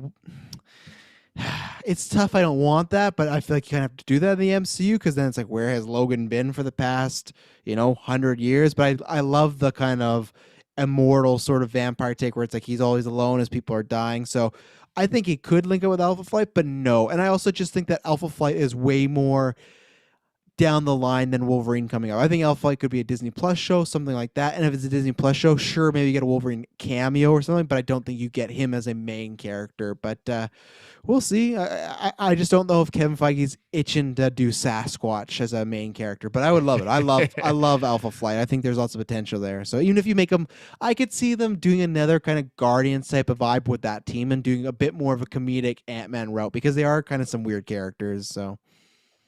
Yeah, so we'll see. But thank you all for submitting questions, not only on Twitter but also in our chat. So hopefully you enjoyed our answers, and let us know what you think about them. But let's head to fact and fiction. Tell us about the how the people responded to my facts and fictions this week. I will. I have them pulled up, and I'm gonna throw to another ad break while I get these full results. So that's happening right now.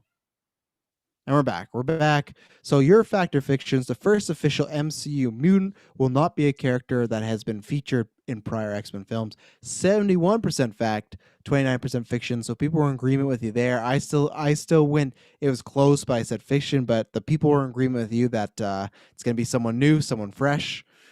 The MCU will start to focus on their cosmic properties to build towards their major event in a separate line from the wide MCU phase-ending movie, i.e. Avengers or Endgame.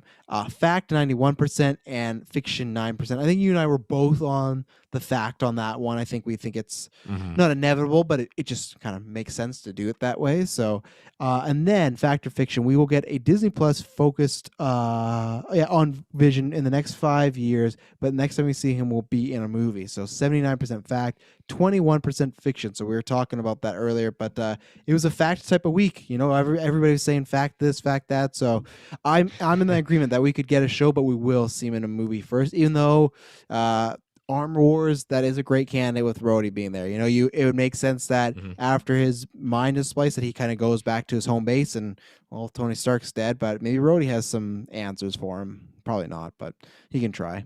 He'll just tell his dinner jokes. Yeah. Okay. Right. Hit me with supposedly your last fact or fictions. I think we're gonna put you on the hook for next week, at least at some point. Put me on the hook for next week. Yeah. Let's see. So Thor 5 will happen, and it will be starring Chris Hemsworth. Yeah, backed. Okay. I don't see this as being his last. I think, as he said, he's having fun with the character. There will be a time that he will step away from the role, but I don't think it's this movie. I think he'll get one more out of him. Yeah, so what inspired me for this question was two things. One, Natalie Portman just looking jacked all heaven, so much respect to her putting in the work for that character. But two, I remember when that came out that she was coming as my Thor, and people were like, "Oh, are they gonna do?" Because it seems like Ironheart's, a replacement, but a continuation of Iron Man. There's a new Captain America. So people are like, oh, are they going to do that with this? I'm the camp where I don't think so. I think that storyline will be resolved. I do think there's a chance. I don't know how they do, but there's some Marvel mumbo jumbo that they pass that power on to Valkyrie somehow. I do think there's a way they might find a way, a magic. And that's why I asked if he was starring, because I know lots of people there's all this talk of like which movie's going to get their first fourth one, and Thor got that. That doesn't mean we're getting a fifth one. Doesn't mean there's another trilogy, and fifth is like obviously quite a few. So I am fact on it, but I want to ask him more because of kind of speculation through the past years as far as Mighty Jane and stuff like that, or Mighty Thor, and just with Hemsworth's contract. He wants to keep doing them, but who knows? Maybe he's a prime person to kill off in phase four to have like a big moment or something, right? So I don't think so. I think Hemsworth wants to do it. I think they like him. I think there's a renewed interest in the character. Taika's coming back. I should have maybe added that. I wonder if Taika would be directing this, but I think he would if this goes well as well, because I think he'd like to complete his trilogy in a sense. It's a trilogy within a trilogy, which is weird, but Yeah, exactly. What you got next? Tom Holland will mutate into the human spider in the next 10 years. So live action, we'll get that storyline where the suit's busted and you got the 8 arms and everything like that. He's looking like a complete monster. In the next 10 years, Tom Holland will portray that. That storyline will happen to him. So this was inspired by you asked about the symbiote thing, and I thought, oh, Yeah. what's another version of that? What else Spider Ventures? And I thought about asking like certain villains, but apparently No Way From Home, every villain and their aunt is going to be in this. So I won't ask a villain question. So is there a chance of him, in a sense, becoming the villain? So you're wanting the 8 arm storyline Yep. at that point. Even if it's not um full on, the movie isn't like human spider, but yeah. he will transform into that at some point I in the next 10 years. I could see them just doing a quick little scene or a couple of scenes where he's experimenting, or we did Dr. Kirk Connors getting into it at that point. I don't consider it being the whole movie, but I could see a little tip of the hat to it. I agree, even if it's something like, I don't think he's in Multiverse of Madness, but if it's his movie, or that if he went to multiverse and we saw that, oh, in this universe, you turn into a human spider and look at what happened to you. Like, I could see kind of like that, a little nod. What I do want them to do, and here's another shout to Hines, is I want them just to completely rip off the animated show and him go to Xavier and Beast for help. And because absolutely love Spider-Man when he's hanging around with the X-Men, because there's just like a weird vibe. And I probably got that love from the animated series where they like, like, it's just weird stuff where he kind of like, Rogue has an attraction to him. Wolverine hates his guts. Storm, he like really respects her. Like, he has all these different dynamics with all the different, and Xavier and him surprisingly get in tons of fights in the animated show. Like, he's always just like, what do you know?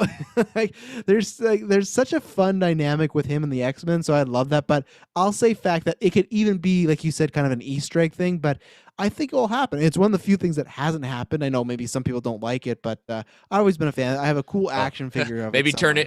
maybe turn him into actually the spider himself. Oh my goodness, yeah, you If never that know. was a thing, that was a thing. Yeah, and I think the human spider thing could happen in a crossover the same way as Iron Man had to fight the Hulk with the Hulkbuster in Avengers: Age of Ultron. Maybe someone has to fight the human spider, right, and stuff like that, and you get your hero on hero action. So my final one is, other than Bucky, a character who is primarily known as a villain will join the Avengers roster one day. And I don't mean like the portals where there's like 300 people and it's like, we're all Avengers. No, I mean, we're going to get a poster and one day you're going to have, let's say, 6 characters and one of them will be somebody that used to be a villain.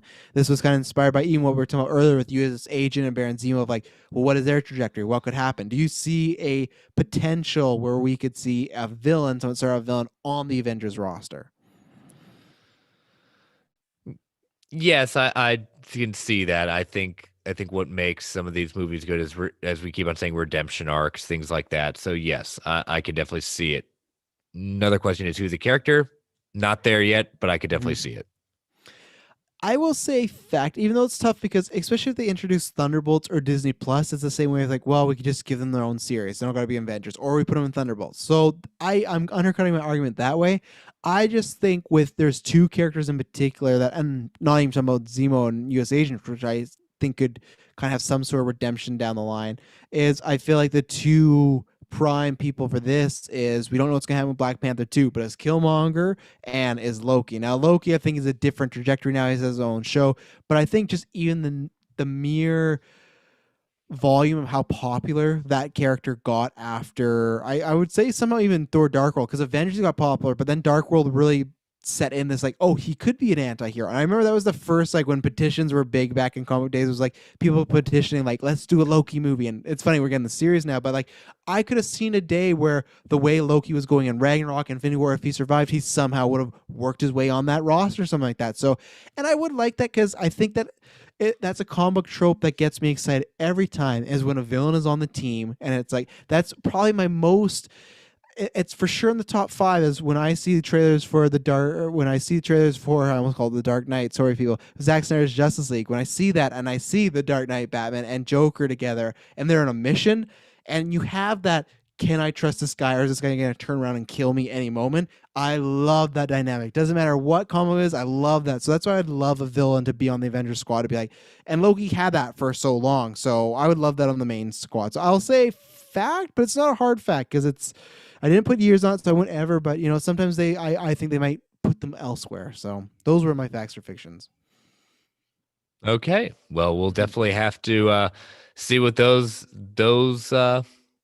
I think you're gonna I'd be interested to see those, because Mm-hmm. I think there's definitely some ways you can get some, I don't know, maybe get a 50-50 or see someone that we completely the opposite direction. Everyone say we're both full of it.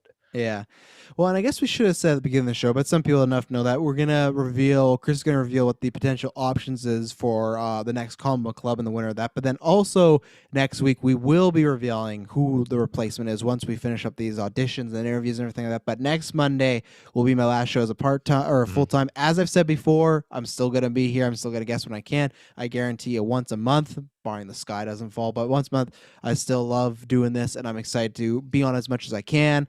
But we will reveal that next week, so you want to stay tuned to that. I'm not sure if that person is going to be hosting that episode with us or it's just going to be the reveal, but either way, next week you will know, hey, how is Falcon Winter Soldier? And the most important question, who's replacing Travis Snail on Marvel Alliance? So we'll be talking about that. But then, Chris, we ran a poll for the next comic book Yep. club, so we know what the theme is. Tell them what the theme is and what the options are going to be. Yeah, the theme is going to be wasn't even close. Yeah. We had the decision between the 90s events or the Ultimate Universe, and Ultimate Universe won hands down. So that wasn't a surprise, but we'll 90s events may come back in another poll. We'll have to deal with that with whoever our new host is going to be and co-host is going to be to see if we want to bring that back at. So the decision was at that point, okay, so what arc? So we tried to thinking about give coverage to the four main titles of it. So the first one's going to be with Ultimate Fantastic Four will be crossover. That event issues 21 to 23. A little synopsis. Even in a short time in their careers, the Ultimate Fantastic Four have seen a lot of amazing things, but nothing will prepare them for the world they're about to enter. Reed Richards has used his scientific genius to contact an Earth in a surprisingly familiar parallel dimension, and he's ready to visit it. However, this Earth has a very deadly secret. I'm not going to say what that is. If you have no idea what it is, this is probably the only Fantastic Four arc outside of the initial arc of Ultimate Fantastic Four that I really enjoy. I was gonna say this was the high point because even the initial arc I liked it, but I didn't love it. This is I think the high point for Fantastic Four and the Ultimate. So yeah, Tony said Ultimate Universe very underrated. I think so, but I almost think it's getting rated properly now because I feel like, and that's why I feel like it won the poll. I feel like our age demographic, a lot of people read it and grew up with it, and I feel that it is. Maybe it's not talked about as much, but I feel like people absolutely love the Ultimates. It's just because it was something different. So yeah, that was a good run. So what else is there? The other choices. Next, we're going to go to the Ultimates, are their version of the Avengers. So Ultimates will be Homeland Security. issues 7 through 13. So this is the first volume of Ultimate, 7 through 13. After managing to take down the Hulk, the government-sponsored superhero team called the Ultimates have run into some problems. A shape-shifting, changing alien race, which are responsible for some of humanity's worst moments, and Captain America fought against them in World War II, are once again rearing their head to wipe out humanity. Gosh darn it. Up to no good. Yep. Next up, we got Ultimate X-Men Return to Weapon X, issues 7 through 12. As Wolverine searches for the covert organization that transformed him into the world's most lethal killer, Weapon X captures the X-Men and forces them into indentured servitude of the U.S. government. And if you want to read, hear a great podcast about Volume 1, me and Chris did that on my debut for World's Finest True Believer. So cheap plug there. It'll be a great two for if that wins. You can listen to that and then go into this. But yeah, I'm not hosting, but that's probably got my vote. Even though the next one's a good pick too. Ultimate X-Men is probably. That's a tough. It is. Between that and Spider-Man, which one's my favorite? I think Spider-Man's the better one, but X-Men just took some big risks. But that's a really good one because they really flipped. You go into Weapon X much like the rest of the Ultimate Universe, thinking, "Oh yeah, I know what they're probably gonna do here," and there's some fun changes in it. Yeah, and the last one, we haven't done Ultimate Spider-Man. This is Ultimate Spider-Man, but it's kind of a cheat. It is kind of a cheat, but I think it's definitely you can choose. I agree. I think Ultimate Spider-Man through and through is my favorite, and it was the most consistent in the sense of the stories. 100%. And it does help when you have the same team together throughout the whole thing. We are gonna do one of the choices is gonna be I'm showing my hand at that point where my favorite is. I think they're all good, but this one might edge it in my vote at that point. But Ultimate 6. On Ultimate Spider-Man number 46 and Ultimate 6 1 through 7. And then there were 6. They are the genetically altered men with one thing in common. Spider-Man has beaten them all. Now, Norman Osborn, the Green Goblin, Dr. Otto Octavius, Dr. Octopus, Flint Marko, Sandman, Max Dillon, Electro, and Sergei Kravinoff, Kraven the Hunter, are being held together in a S.H.I.E.L.D. containment center. They won't be for long.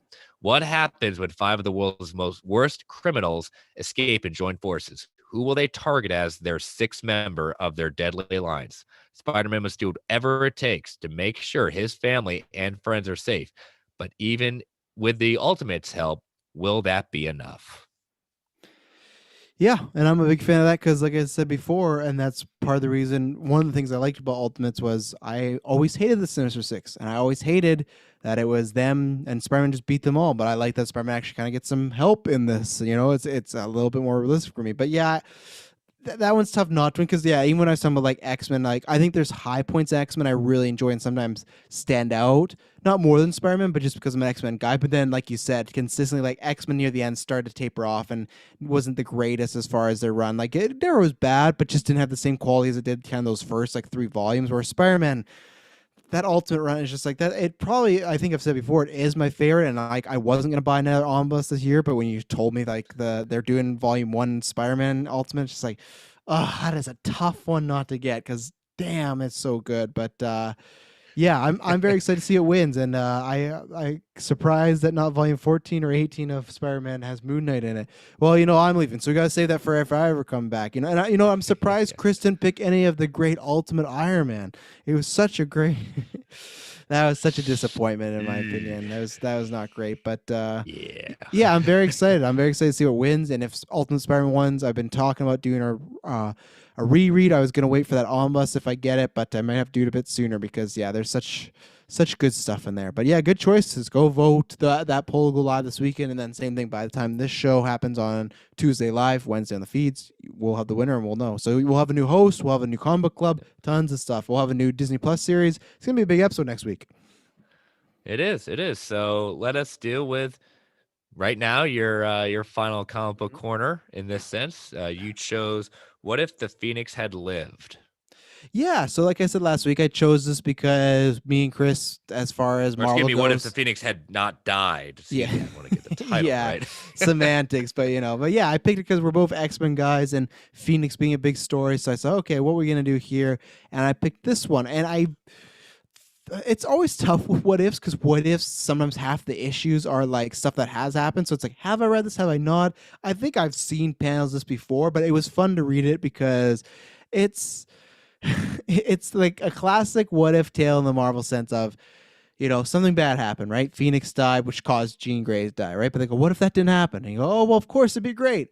And then slowly but surely it turns out to be not so great and maybe worse than it was. But it was, I quite enjoyed it. I think at the beginning there was maybe a bit too much recap, but I think that helps if I were to give this to like a Taylor or Kirkland, say, and they had never read it. You kind of need that, right? With these what if issues. So for me, when I was reading, I was like, okay, this 41 pages, there's quite a bit of recap here, but for a new viewer, a new reader, I go, okay, we definitely need to do that. So I really liked it. What was your first impressions on what if the Phoenix had not died or lived? Yeah, you're right. The recap for all of us that have seen it before, it is a little bit, but I think they need to do that. But I found it was interesting in the sense of like they basically, in a way, lobotomized her Yeah, to quote, thought they took away her powers basically in order to get rid of it, only for that to come back, and they just suppressed it. she Really, they didn't basically get rid cut. of it. Yeah, they just suppressed it at that point. But the fact when she comes back, she's, oh yeah, that Dark Phoenix, I don't even feel that energy. It ain't Mm-hmm. there. It's just like, well, I can already see where this is going at that point. Mm-hmm. And I like that basically she becomes this all powerful thing that with her on the team, they cannot be defeated. And Yeah. all these major events in the X-Men universe go their way. It's like, man, we thought Hickman made the X-Men always the winner at that point. They're the Who 97 knew? Bulls in this, they're so powerful. Yeah. And that's why I like that they didn't give it this slants as far as the writing. And I don't think you've ever seen, I don't know if you've seen the movie Hereditary, but to me it reminded me of Yeah. a horror movie where it's kind of like a body horror if someone's turning into a vampire or werewolf, where it's just like, oh, I got this under control. And it just slowly starts to get worse, where it just goes, okay, Jean is still alive and we're happy, but she has no powers, but she can help a part of the team. She still lives here. Everyone still loves her, right? So it's just like, she has no powers. She's helping out the team. She's slowly starting to sense things. X-Men go on a mission. It goes bad. Scott's about to die. The Phoenix wakes up, and you go, oh, this is the moment. It's going to go bad. And it goes, no, I can control the Phoenix. There's no Dark Phoenix here. And then it's just, so it's like that thing in a horror movie where you let the viewers know that this thing is bad, and then our main characters find it, and you're just waiting. And you go, okay, it's working out so far, but you know that turn is coming, and the turn is like it's super kind of heartbreaking in a way, and it's very grotesque for even an older comic, as far as she's using these powers. She's fighting Galactus, this huge being, like, this is showing how powerful she is.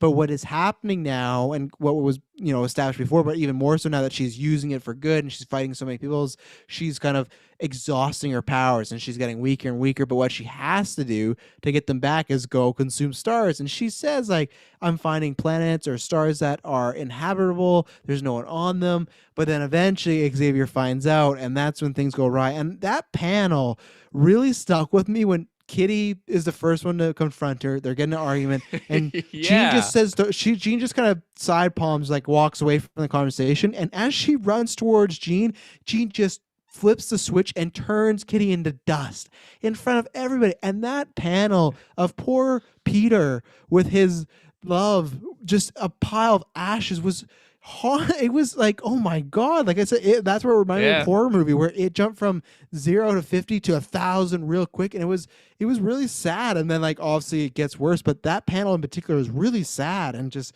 it really stuck with me. I mean, it wasn't gruesome in the sense of it, just more shocking because there. Oh yeah. But then, like, she goes to town on everyone, basically slams Angel into the wall, so he's basically like head crushed in. She buries and crushes Storm. Yeah. All brutal.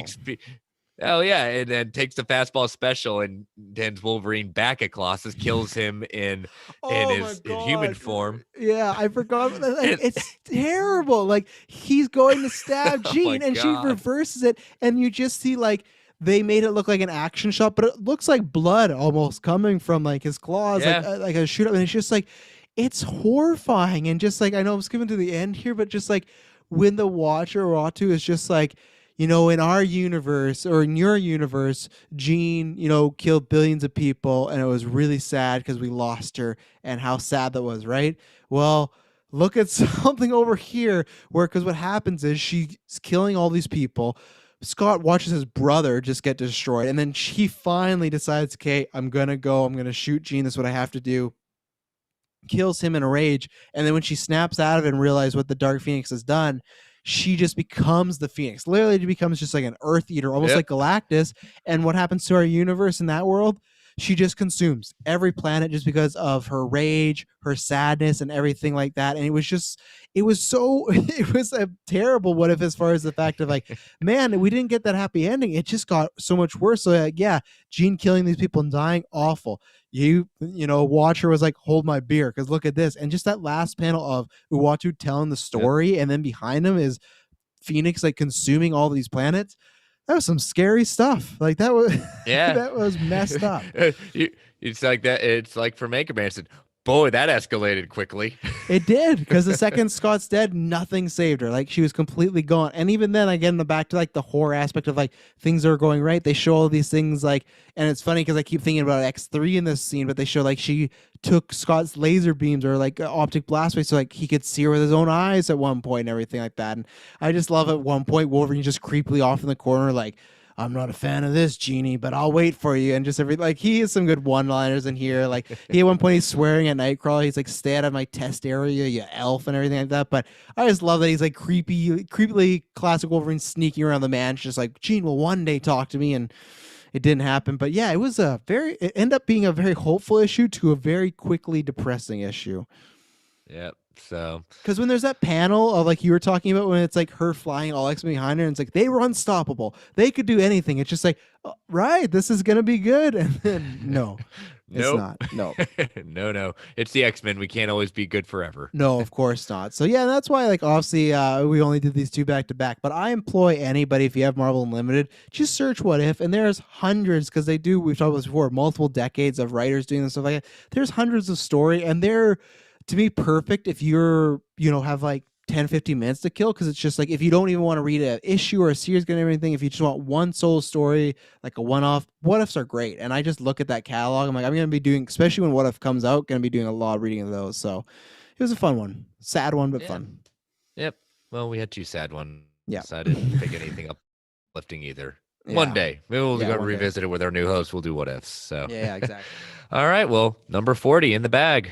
Yeah, the big 4-0. Yeah, didn't even shut that up. But yeah, volume 40 in the books. It's been a great time. And yeah, like I said, next week will be the big kind of finale. But like I said, I compare it to Thor leaving in Age of Ultron, just going to look for Infinity Stones. Yeah, he was away from the main group for a little bit, but he came right back with Stormbreaker and a raccoon and a sweet rabbit and a talking tree. So I will definitely be back. And like I said, still got next week. I'm excited to be here for the premiere of Falcon Winter Soldier, because that's going to be a fun episode. So, as always, whether it's Net Week or my further ventures, you can find me at Travis B. Snell. Geek First, we got tons of big stuff going on. There'll be reviews. We just did an After 9.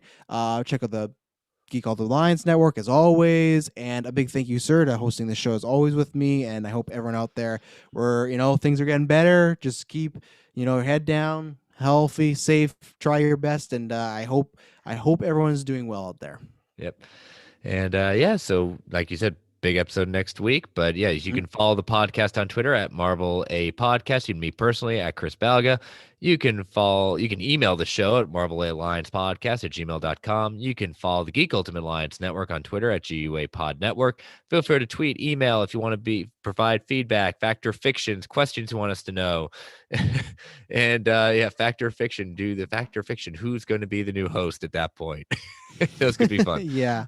You'll find out next week. We got something fun planned. We're gonna maybe see some tryouts from people that have been trying out this past week. So it's going to be fun. And continue to rate and review the network on Apple Podcasts, whichever podcatcher choice may be. Thank you for everyone joining us in the chat. That was a lot of fun tonight. Thank you, everyone, for submitting questions. You all listening out there. Continue to stay safe. And as Stan the Man would say, Excelsior.